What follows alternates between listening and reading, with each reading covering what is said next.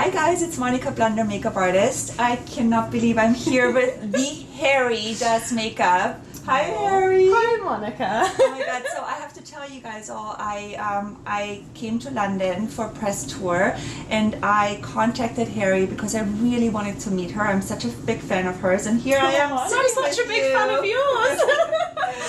So what are we going to do today? Well, I think I need to, we've already discussed makeup shopping, haven't we? Right. So I think Monica's got some good things she's going to show me. I've got some good things. You might already have them though, Monika, what I'm going to show you. I know, you might have my stuff too. So I'm going to have a little route round your makeup bag, if I'm allowed. Maybe a little bit of kit. And yeah, I think it's just going to be very makeup heavy, I think, isn't it? And we've talked about makeup already for about an hour. Yeah, so. we just had some high tea downstairs at the Claritage. We're staying here. It's so nice. It's really nice. And also, please don't forget to follow Harry. I will leave all the information in the description box. So we just send out on our Instagram to see if anybody wants us to answer some questions. And the first one is by Shauna Gymnast, I guess. That sounds good, yeah. Yeah. She said, how do you find a foundation match with permanently flushed cheeks and nose? That's a really good question. That's a good question. Would you like to answer that one first? I think I would kind of, first of all, kind of decide by the overall skin tone of your body and face kind of together, because I know redness can make it harder to kind of actually decide what your skin tone is on your face. But if you look at your neck, look at areas in your body, for a start, if you're really, really pale, you're not going to go for something too warm because it's just not going to match your body. So I always think it's best to kind of, as well, think about how much skin you have on show. If you have a low cut top or you have your back out, you want, and things like ears, when you put your hair back, like you don't want to have like really pale ears. Yeah, so sometimes, people forget, but you can actually put a little foundation also on the ears. I like a little bit on like ears. Buff a little foundation on the ears, or like, I hate when people stop the foundation. The line. Like, don't forget to buff it in. And that's why we have so many great tools now these days. Like there's so many, like the Real Techniques brushes, like get something like that and just buff it in and so I would and just try a couple. I always think like you try like have a look at, once you've kind of decided what category you're in, so whether it's kind of light, medium to dark, have a look at which section of foundation tones you're in, and then try a couple on your jawline. Jawline is the best. Yeah, and then I think you can kind of match daylight. I think a lot of people make that mistake. You go into a department store and the lighting is completely different in there. So I always tell everyone, just like go outside and take like a little hand mirror with you. Don't be embarrassed. Just say you want to see what it looks like outside. All right. There's another question. Which one was this one? Oh yeah, Nina and Beauty GR left a comment and she said, I know that you can make a round face more angular with contouring. How can you achieve the opposite? Well, I can answer this because actually this is a great tip I got once from one of my clients, Molly Sims. She has a narrow face, and she taught me instead of contouring, to make your face slimmer, she just taught me to put the contour kind of like the opposite way, like right around the nose, bridge of your nose, and you go that way, and it just kind of like widens your face. And I thought that was like one of the best tips I ever got. Really, really good. Yeah, that's really good. And she doesn't put the blush also like right on the cheeks, like she kind of like puts it a bit higher, so it just like kind of like widens it. Yeah, that's really good. Our last question here is by Nicola Hunter, and she said, what is your holy grail product for summer? That's a good question. That's a good one because we're like right in the middle of summer right now, huh? As you can see the sun coming in through the window. I keep changing the light. I'm always a big fan of a good SPF. Maybe find a good foundation with a good SPF in it. Yeah. Because you want to protect your face from the sun. Also a good powder. I used to like not powder my face at all, and now I'm like really back into powdering and finding a good powder. I just found a really good one by NARS. It's a really wonderful powder, and then maybe also some lip products with some SPF in it. That's a good one. I always forget to use SPF in my lips in summer. Especially really like a good lip balm with the SPF. That's really helpful. Yeah, I think think mine actually at the minute, if I think about, I'm going to separate from my pro kit and do what I'm using on me at the minute, because there's one thing that I have noticed I've added into my current makeup routine, which is the Chanel Le Beige. But I'm using it as a bronzer. I'm using the shade 40. 40 is good. And it just, it's a great I color. don't need any normal powder underneath. I just do my foundation as normal, and then I use the Le Beige powder, and I just find like with the Bobbi Brown face buffer brush, I just kind of buff it into my hairline, sort of like the high points of my face, and it just literally gives you a bit of warmth, but still glow. It doesn't look flat or matte. It's a great product. Really nice. I love it. Or a good bronzer, I think. Yeah. A good bronzer is something. That's nice. Yeah.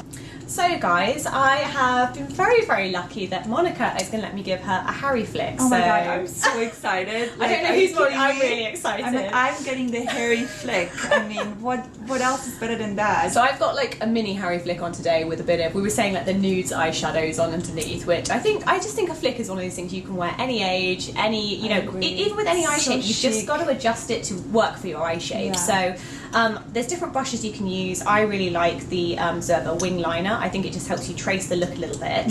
And what I'm going to do on Monika is use the Clinique Black Honey, which is actually, it's quite a reddy warm brown, but it's just such a flattering colour, and it's a little bit less stark than black or like a dark matte brown. It's quite warm. Can you see Monika one more time on the camera? Monika. I love how she calls my name. It's like, oh, it's the cutest thing ever. Because in America, everyone always says Monika. So what I tend to do first is just have a look at the person's eye shape. So I'm just going to do, and I think it's working with whatever size you can kind of, that suits your eye shape. So, you know, if you have more hooded eyes or more deep set eyes, I do have hooded eyes. Then, you know, just make the shape so that it's flattering to your eye shape. So you just want to make sure that when you look ahead, the flick isn't going down, or if it's, what you can do actually, which I've noticed I do sometimes for a carpet, if an actress or a model has kind of like a deep set eye, is you can almost like cheat the flick. So when it's closed, it will almost look, it's quite hard to explain without a diagram, it will almost look kind of like that. So it won't be like a smooth line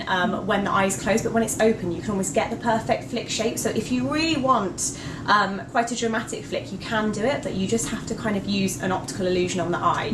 So I might have to do a video on that. That sounds like... Do you think it's for the viewer easier for them to look straight in the mirror and do it with an open eye? Yes, with a hand mirror? I think how I do it on myself is probably different to how I would advise someone to do it. I mean, I do think it's, when I've explained it to people, if you look straight ahead, you can see what the eye's going to look like when it's open. So instantly you can see the gap between your socket line and your lash line, so you see how much room you've got. And I just start tracing really lightly first. I think if you start lightly, and then the other things that are kind of an essential is Muji cotton buds, the really thin ones. They're quite firm, so the fluff doesn't come off and make it messy. And I've got a little bit of Bioderma here with me. So I'm just going to lift the lid slightly, and by lifting the lid as well, you can see how much room you've got as well. So you get right down to the lash roots.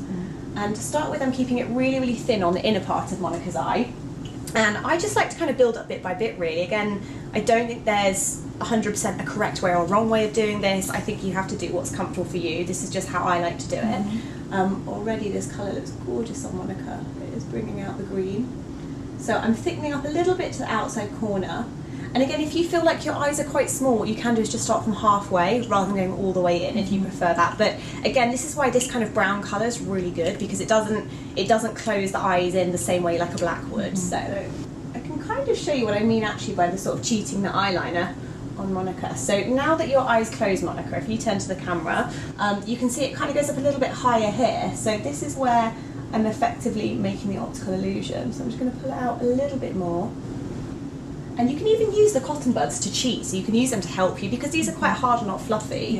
What you can do is you can just kind of follow where your liner finished and just use the cotton bud to pull it out a little bit. So if you find getting the really thin tail is really difficult, just cheat it with a cotton bud. That really helps, doesn't it? It really is. And again, you can make it softer if you feel like, oh, I don't want it a perfect line, or I don't want it a sharp finish. You know, you can just use it to soften.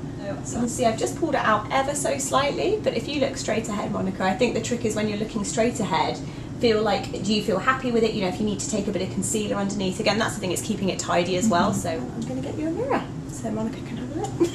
And wait to see the Harry flick. Famous Harry flick. The famous Harry flick. So we've just got to do Got to match Monica out so she doesn't have to go makeup shopping. One eye like this. I think that's clean enough for you. Oh, that's amazing. I love it. I love how you like did it so thinly here in the inner corners and then gradually. Do you see what I mean about the optical illusion? It's almost like when your eyes closed, you almost have to like, so you can still she really do a like flick. lifted my eye up, like and I feel like it's bigger my eye too. Yeah. Like it's really beautiful. Good job, Harry. So we'll do the other eye off camera, and then I think me and Monica are gonna go makeup shopping. So you guys are gonna have to come with us. Yeah.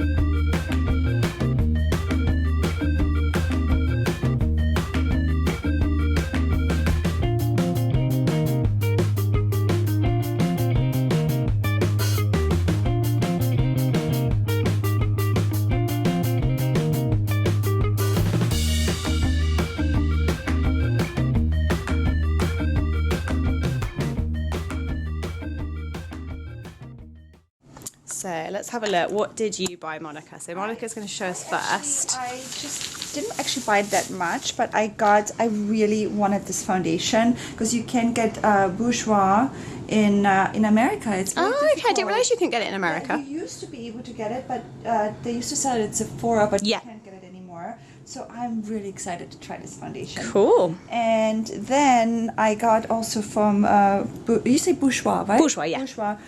It's this little, you actually told me to get it. So I like it. It's for nails and you just really stick your finger in, right?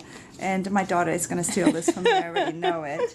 And then I got my daughter a few cute little nail polishes. A couple of Barry M ones, Yeah, jelly. I hear you told me also that they're really great. Really, really good, yeah. And I love these like type of lavender colors. So nice. Let me hold it into the light so I can see. I can't. There we go. Yeah, that's better. What's the name of this color? It's called Lap of Honor. Lap of Honor. I love these colors. I always wear these colors. Really nice for summer. So cool. I can't wait. Monica was very well behaved. I feel like I did not buy that much. Okay, so I'll show you what I brought, guys. I went to Selfridges first, and if you're shopping with Monika Blunder, you have to get some good recommendations. Yes. So I went for the Charlotte Tilbury, the Light Wonder foundation, and I brought shades 2 and 4 so I could mix them, as Monica recommended. They're two very useful shades.